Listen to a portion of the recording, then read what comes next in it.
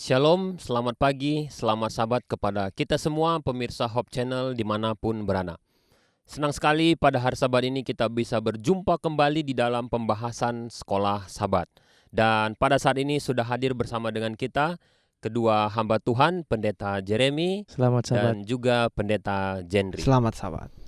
Sebelum kita lebih jauh di dalam pembahasan sekolah Sabat kita pada hari Sabat ini, kita akan memulai diskusi kita dengan berdoa yang akan dipimpin oleh Pendeta Jeremy. Mari kita sama-sama berdoa. Ya Tuhan Allah yang baik, terima kasih untuk hari Sabat yang Tuhan telah berikan bagi kami. Bila mana kami akan memulaikan diskusi sekolah Sabat kami, biarlah hati kami Tuhan boleh buka dan Roh Kudus Tuhan boleh berkuasa atas hati kami. Sehingga kami boleh mengerti akan pelajaran-pelajaran yang dapat menguatkan kami ya Tuhan. Inilah doapan kami, dalam nama Yesus kami berdoa. Amin. Amin. Satu sukacita ketika kita bisa belajar firman Tuhan. Apalagi pelajaran sepanjang minggu ini adalah satu pelajaran yang sangat luar biasa, di mana pelajaran demi pelajaran mengarahkan kita, mengembalikan kita untuk lebih dekat dengan Yesus Kristus, di mana judulnya adalah Melihat Wajah Tukang Emas. Melihat Wajah Tukang Emas. Ayat intinya tertulis di dalam 2 Korintus 3 ayat 18. Dikatakan demikian. Dan kita semua mencerminkan kemuliaan Tuhan dengan muka yang tidak berselubung. Dan karena kemuliaan itu datangnya dari Tuhan yang adalah Roh, maka kita diubah menjadi serupa dengan gambarnya dalam kemuliaan yang semakin besar. Jadi sudah jelas dikatakan di sini bahwa kita akan dipulihkan, dikembalikan. Ada satu kisah dikatakan di sini bahwa ada sekelompok anak di mana mereka dibawa ke tukang emas tradisional, dikatakan di sini di negara India. Nah, di dalam proses pemurnian emas itu dikatakan di sini ada campuran, ada garam, ada asam, ada debu batu bata, dan di dalamnya itu ada terkubur emas. Dan gumpalan itu akan dibakar. Setelah dibakar, kemudian api melahap campuran demi campuran itu, maka emas yang dihasilkan akan dikeluarkan melalui jepitan. Nah, apabila emas itu belum terlalu murni, apa yang dilakukan oleh tukang emas itu? Emas itu akan dikembalikan ke dalam pemurnian itu kembali dengan campuran yang lain dan dengan panas yang meningkat. Berarti lebih panas lagi dari semula. Nah, itulah yang diperhatikan oleh kelompok itu. Nah, ada yang menarik di sini. Kelompok itu bertanya, anggota dari kelompok itu bertanya, katanya kepada si tukang emas itu begini, bagaimana Anda tahu kapan emas dimurnikan? Ini kan merupakan suatu pertanyaan yang menarik ya. Apa alat ukurnya pada saat itu? Dinyatakan bahwa emas itu sudah murni. Nah, yang lebih menarik lagi jawaban dari si tukang emas itu. Dikatakan dia menjawab, ketika saya dapat melihat wajah saya di dalamnya. Wow, jadi kita melihat bahwa emas itu akan dinyatakan murni ketika si tukang emas itu dapat melihat wajahnya di gumpalan emas yang dia bakar tadinya. Baik, ini adalah suatu pendahuluan untuk mengarahkan pemikiran kita bahwa kita sedang dipulihkan. Kita akan bertanya kepada hamba Tuhan, Pendeta Jendri. Dikatakan bahwa dari awal kan kehidupan kita sudah serupa dengan gambar Tuhan. Karena kita diciptakan menurut gambar dan rupa Allah. Nah, sedangkan pembahasan kita ini berbicara mengembalikan. Berarti di situ ada satu masa di mana dosa telah merusak citra Allah di dalam kehidupan kita. Yang menjadi pertanyaannya adalah bagaimana cara pemulihan itu pada kehidupan kita saat sekarang ini. Mungkin bisa dijelaskan oleh Pendeta Jendri. Dipersilahkan. Baik, terima kasih kepada Sermika. Untuk pelajaran pertama yang dapat kita ambil dari pelajaran kita di sepanjang diskusi sekolah Sabat ini, saya mengajak kita terlebih dahulu membaca dari dalam Roma 8 ayatnya yang ke-29.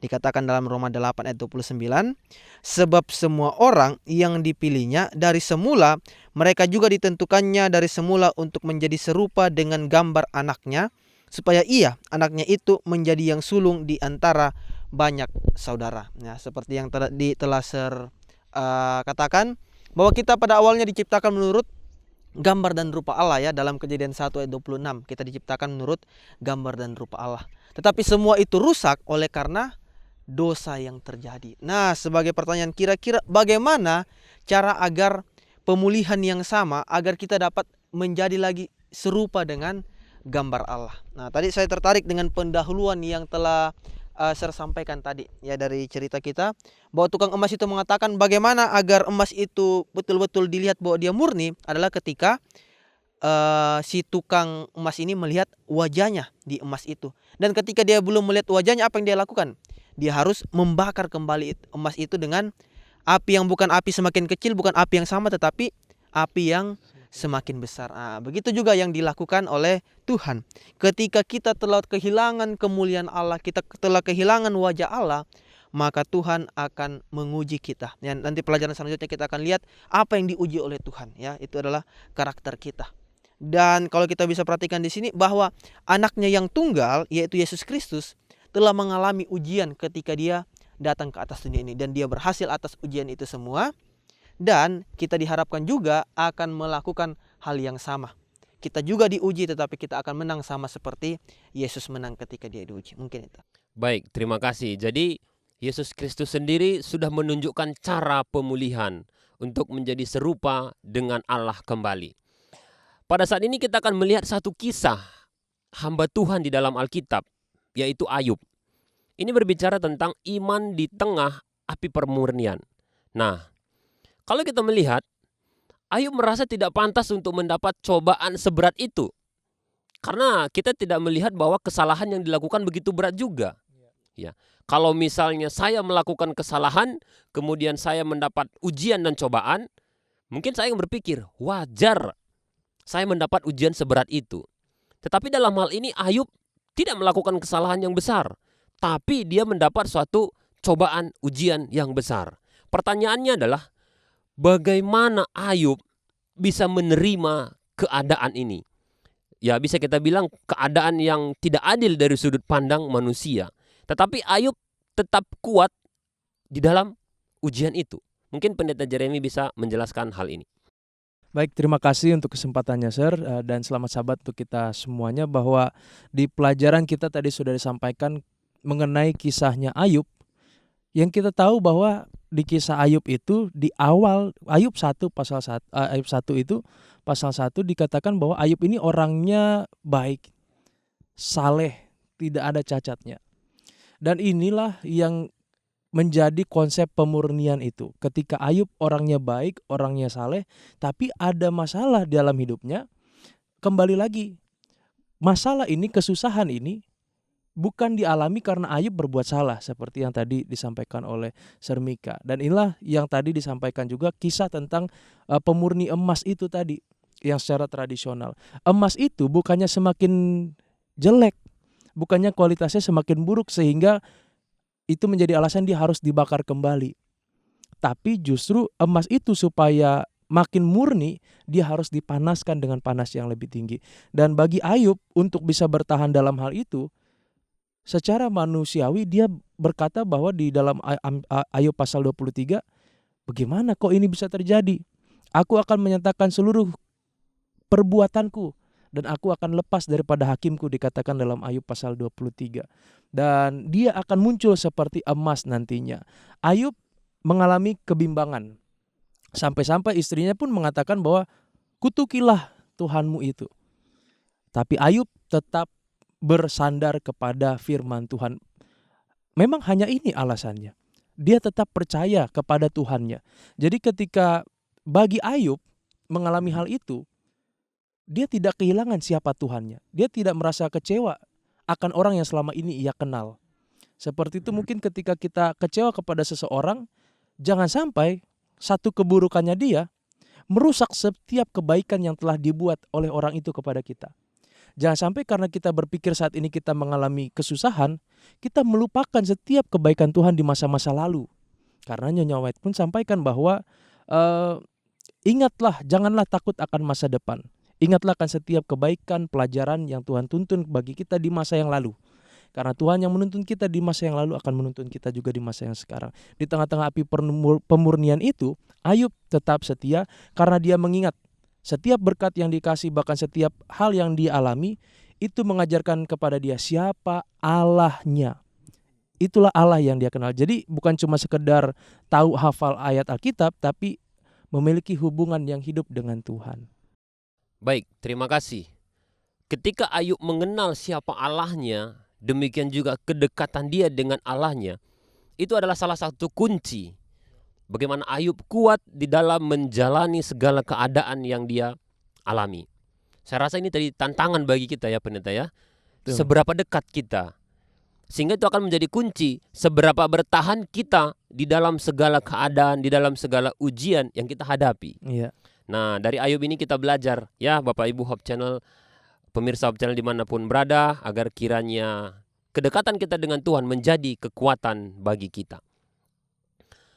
Yesus juga pernah memberikan kekuatan kepada murid-murid, kepada masyarakat ketika dia di dunia ini.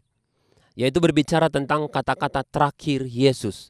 Dan bahkan ada beberapa kalimat-kalimat isyarat atau gambaran-gambaran yang diberikan kepada kita. Nah, ini ada berbicara tentang karakter antara kambing dan domba.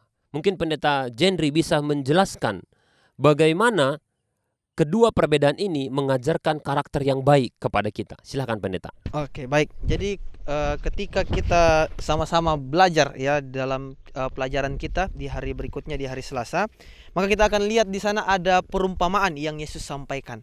Jadi di hari terakhir, di hari Paskah, sebelum Yesus akan menghadapi penghakiman dan juga penyalipan, Yesus pada saat itu menghabiskan waktunya untuk bercerita kepada murid-muridnya. Cerita yang salah satu yang Yesus sampaikan adalah mengenai perumpamaan kambing dan domba.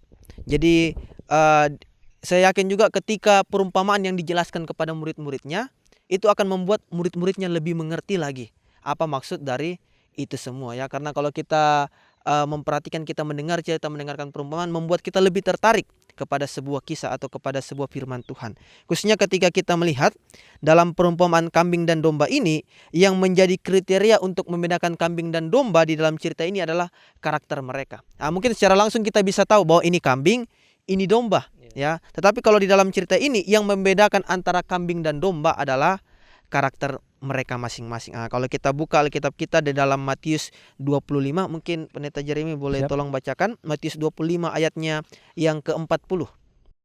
Matius 25 ayat 40 katakan, "Dan raja itu akan menjawab mereka, Aku berkata kepadamu, sesungguhnya segala sesuatu yang kamu lakukan untuk salah seorang dari saudaraku yang paling hina ini, kamu telah melakukannya untuk aku." Oke, terima kasih ya. Jadi inilah pesan yang Yesus sampaikan melalui perumpamaan ini. Ketika kita melakukan sesuatu kepada orang lain yang ada di sekitar kita, yang mungkin orang-orang di luar sana tidak memandang dia, tidak menganggap dia, tetapi ketika kita mau melayani dia, kita mau berbuat baik kepadanya, itu secara tidak langsung kita melakukan. Kita telah melayani Tuhan. Ya, kita telah melakukan apa yang Yesus perintahkan. Nah, berbanding terbalik dengan yang dilakukan oleh kambing ya, karakter kambing. Boleh minta lagi tolong pendeta dalam Matius 25 ayat 43 dan 44. Matius 25 ayat 43 dan 44. "Ketika aku seorang asing, kamu tidak memberi aku tumpangan. Ketika aku telanjang, kamu tidak memberi aku pakaian. Ketika aku sakit dan dalam penjara, kamu tidak melawat aku."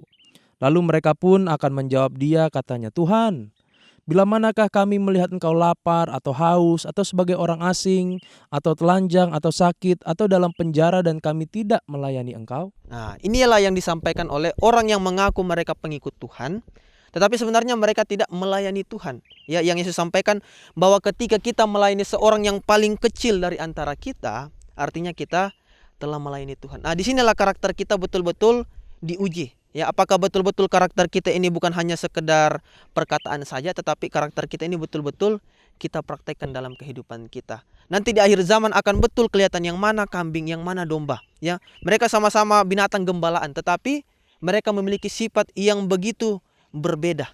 Kalau kita perhatikan ya, saya juga mendengar cerita bahwa ketika kambing ingin kita tarik, biasa dia melawan, ya, dia menunjukkan perlawanan. Tetapi ketika domba yang kita tuntun, dia akan menurut. Nah, disinilah karakter kita akan dilihat. Apakah kita mau menunjukkan karakter yang menurut, atau kita akan menunjukkan karakter yang melawan Tuhan. Itu semua akan kelihatan di akhir zaman. Tetapi itu kita akan harus pupuk mulai dari sekarang.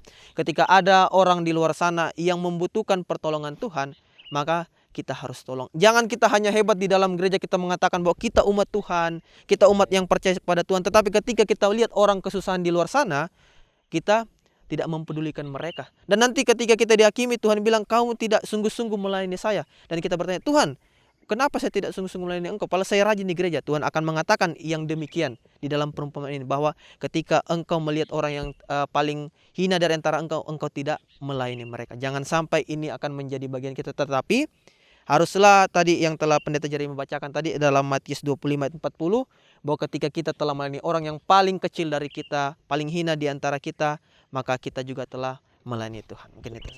Baik. Luar biasa bagaimana cara Yesus untuk mengajarkan murid-muridnya, mengajarkan kepada kita melalui sebuah perumpamaan. Setelah kita mengetahui pelajaran tentang kambing dan domba dan hubungannya dengan karakter, diharapkan apabila suatu ketika kita melihat kambing atau melihat domba, yang diingatkan itu adalah pelajaran karakternya kepada kita, begitu ya. Wow, luar biasa sekali pengajaran Tuhan terhadap kita. Ada satu lagi perumpamaan di sini, Pendeta, itu berbicara tentang 10 gadis. Apa hubungannya antara karakter kehidupan kita pada saat sekarang ini? Oke, baik, terima kasih ya. Dilanjutkan tadi di kisah sebelumnya ada juga perumpamaan mengenai 10 gadis ya. Ada yang 5 bodoh dan 5 bijaksana. Yang bijaksana ini ngapain? Dia membawa cadangan minyak. Sementara yang bodoh ini tidak membawa cadangan minyak. Ketika mereka memperkirakan bahwa minyak mereka cukup untuk menunggu mempelai, ternyata mempelai ini datangnya tidak sesuai dengan apa yang mereka rencanakan. Mempelai ini datang lebih lambat, sehingga minyak yang mereka punya kehabisan, sama-sama kehabisan. Tetapi yang bijaksana ini mempunyai cadangan minyak. Di dalam Alkitab sering kita mendengar bahwa minyak ini melambangkan Roh Kudus, ya. Betul, minyak ini melambangkan Roh Kudus. Ketika kita punya kehidupan yang bersama dengan Roh Kudus, tidak peduli apapun yang kita alami, berapa lama kita akan mengalami itu semua, kita akan selalu dikuatkan oleh Roh Kudus. Tetapi terlepas dari itu, daripada itu semua, selain melambangkan Roh Kudus, minyak ini juga melambangkan karakter, ya. Kalau kita baca tadi dalam Matius 25, dalam cerita 5 gadis bijaksana dan 5 gadis bodoh, ketika gadis bodoh ini ingin meminta minyak, apa yang dikatakan gadis bijaksana? Mereka katakan, tidak bisa saya berikan kepada kalian, ya. Karena kalau saya berikan kepada kalian, bagi saya tidak akan cukup. Begini juga karakter kita. Ya, karakter ini tidak bisa kita bagikan kepada orang lain. Karakter ini adalah milik kita sendiri, ya. Kalau kita sudah punya karakter yang baik yang berkenan kepada Tuhan, tidak bisa kita bagi karakter itu kepada orang lain dengan secara langsung, ya. Mungkin kita bisa menjadi contoh, tetapi untuk kita memberikan secara langsung tidak bisa. Jadi inilah perumpamaan yang ingin Yesus ajarkan kepada kita, bahwa arti dari minyak ini adalah karakter kita. Bagaimana kita harus punya karakter yang selalu berkenan kepada Tuhan. Jangan hanya karakter kita ini hanya orang bilang nyala sebentar, kemudian di waktu berikutnya redup. Tetapi karakter kita ini haruslah karakter yang selalu menyala, sehingga ketika kita menantikan kedatangan Tuhan yang kedua kali, kita akan betul-betul disiapkan. Baik, terima kasih. Suatu pelajaran yang sangat luar biasa diajarkan kepada kita, di mana pentingnya untuk kita untuk memelihara karakter yang baik, ya, untuk memelihara karakter yang baik. Dan bagaimana karakter yang baik itu, sedangkan keadaan saat sekarang ini sangat tidak baik, apalagi nanti di akhir zaman keadaan sudah semakin tidak baik.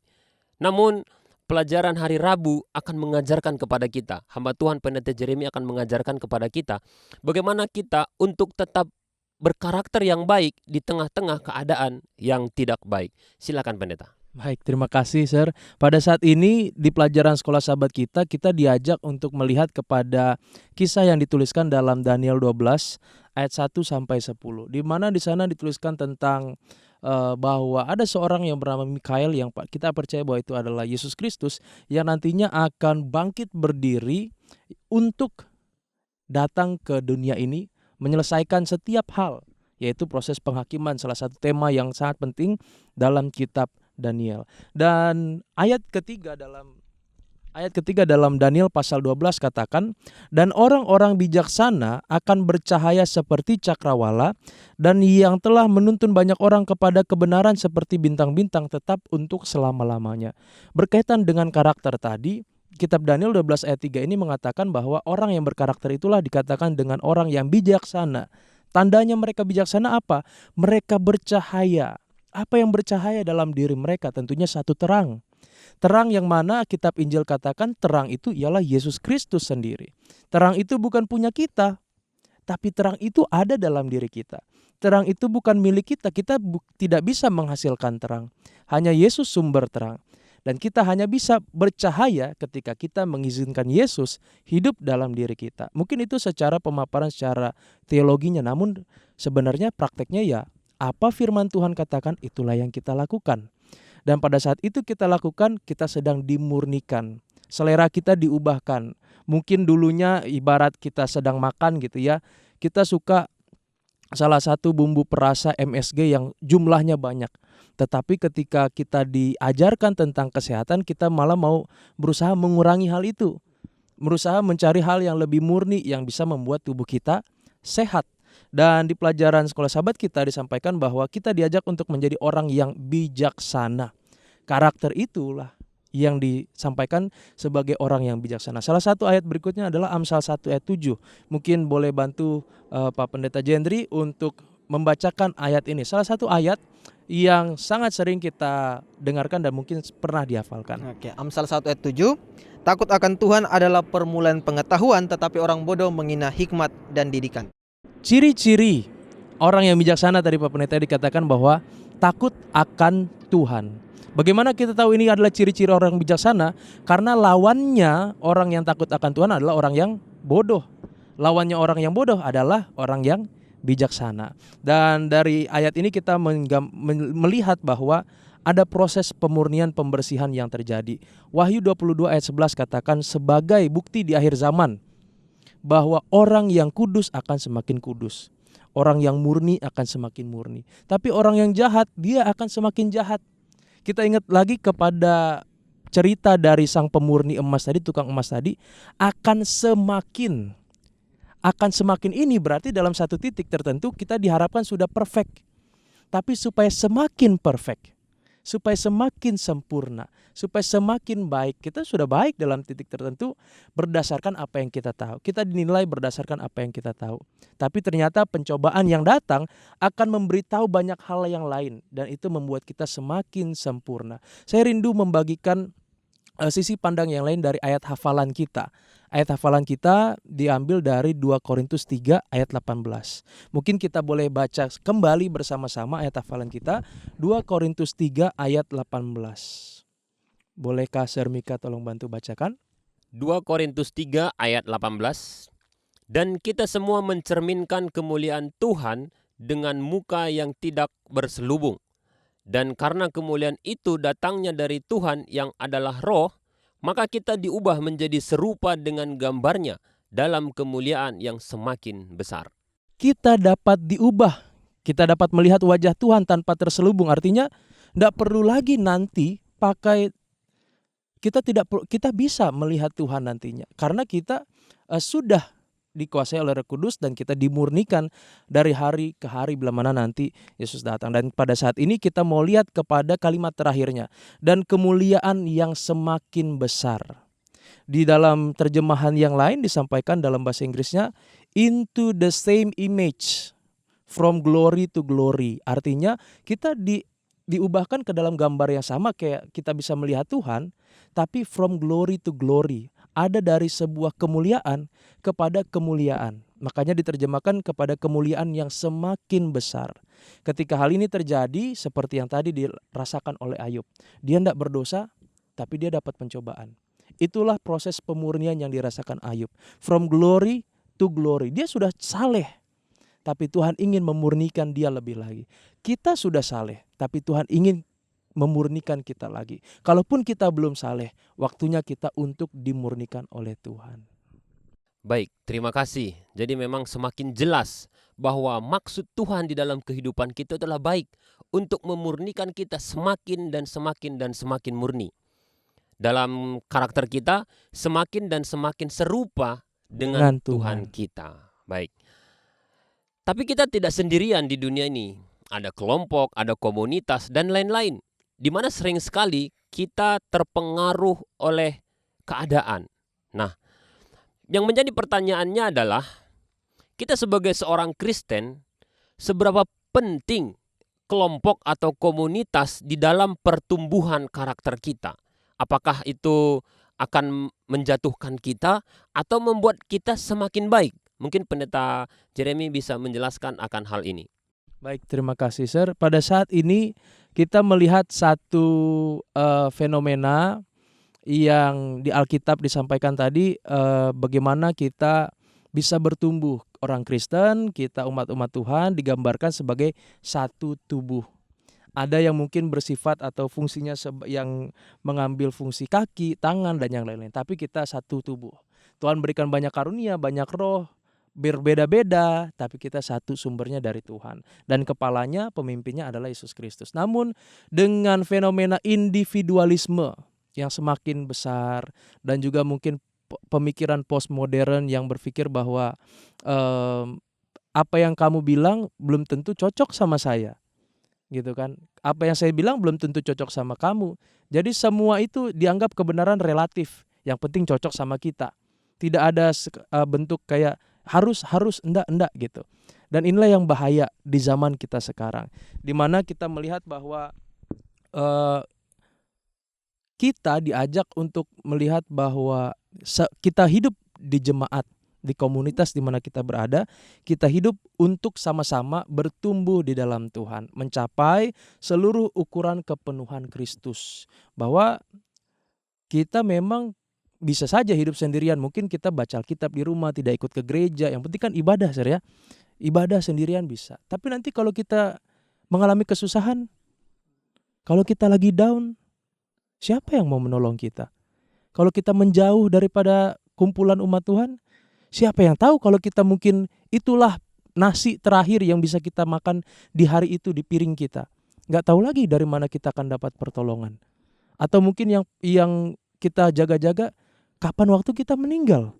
Siapa yang akan memperhatikan kita? Dan saat itulah kita dengan sadar bahwa kita butuh komunitas.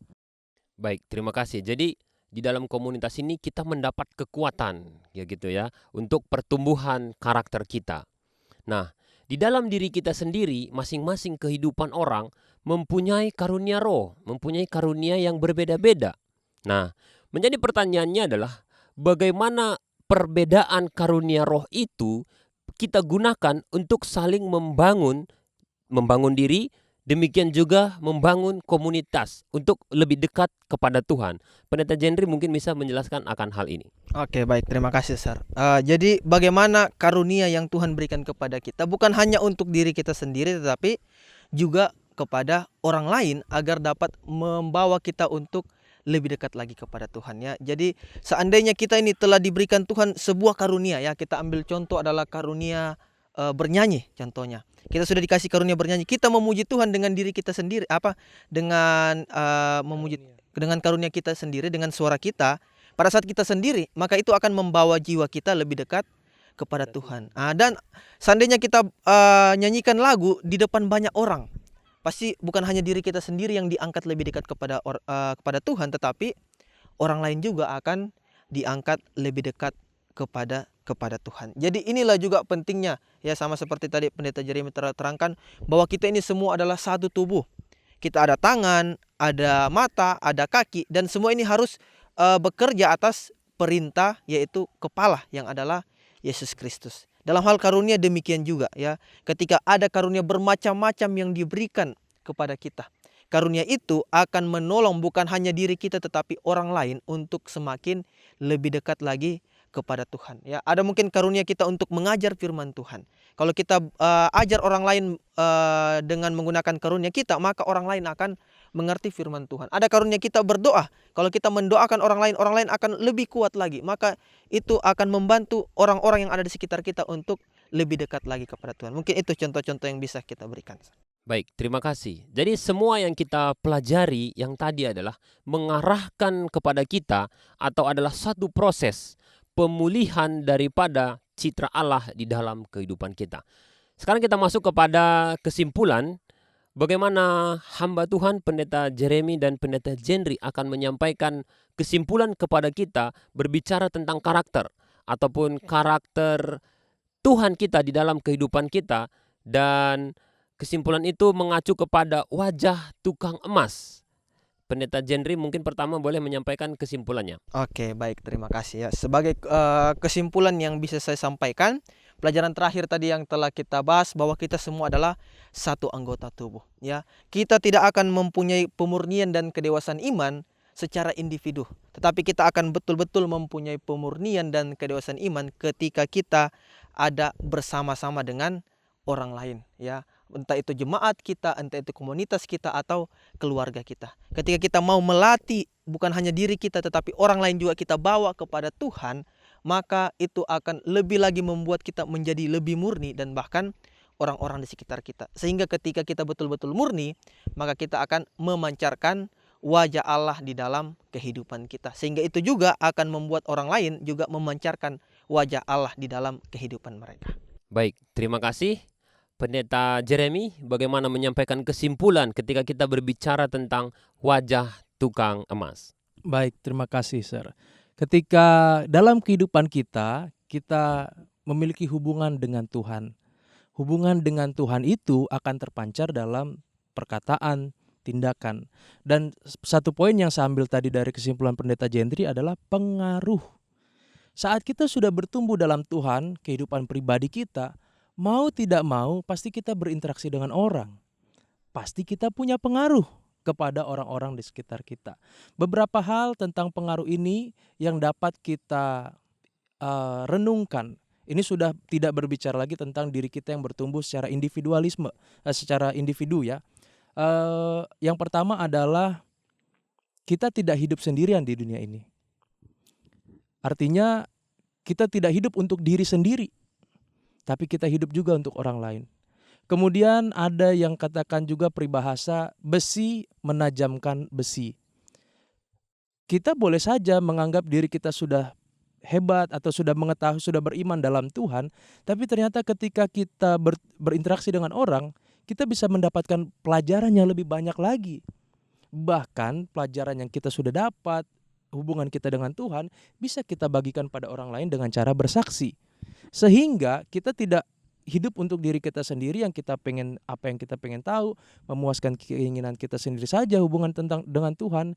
Karena setiap orang yang mengasihi Tuhan pasti akan mengasihi sesamanya, dan itu akan memantulkan karakter Tuhan seperti wajah sang tukang emas tadi yang membentuk kita dalam kehidupan pribadi kita. Baik, terima kasih. Jadi pelajaran ini mengarahkan kepada kita, mengingatkan kepada kita. Marilah kita merelakan diri kita di tangan, dalam hal ini di tangan Tuhan. Ketika kita dibentuk untuk menjadi serupa kembali dengan rupa Allah. Demikianlah pelajaran sekolah sahabat kita pada hari Sabat ini. Biarlah pelajaran ini mengingatkan, menguatkan kita untuk selalu lebih dekat dengan Tuhan, terutama di dalam karakter kita. Sebelum kita berpisah, maka kita akan berdoa tutup yang akan dipimpin oleh Pendeta Jendri. Oke, baik, terima kasih. Mari kita tunduk kepala dan kita berdoa. Ya Tuhan Allah kami yang bertata dalam kerajaan surga. Pada kesempatan kali ini kami merasakan begitu luar biasanya berkat Tuhan yang telah kami terima melalui diskusi pelajaran sekolah sahabat kami. Kami memohon dan berdoa ya Tuhan, biarlah pelajaran yang telah kami pelajari, yang mana mengajar kami bahwa kami dimurnikan agar kami dapat menjadi serupa dengan Tuhan.